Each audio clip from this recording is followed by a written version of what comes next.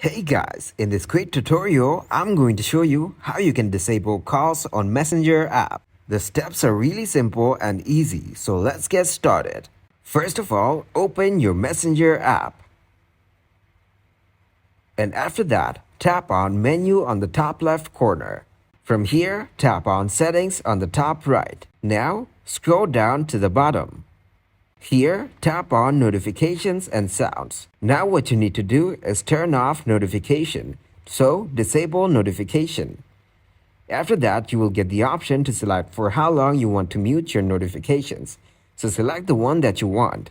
After that, tap on OK. Once it's done, go back and close your Messenger application. After that, open your phone settings. From here, scroll down and go to Apps. After that, tap on App Management. Now, search and go to Messenger.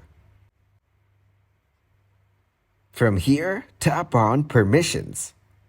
After that, you will get to see which permissions are allowed. So tap on Camera and then tap on Don't Allow. After that, go back and tap on Microphone and select Don't Allow. This way, make sure all the permissions are not allowed. So that is how you can disable calls on Messenger app.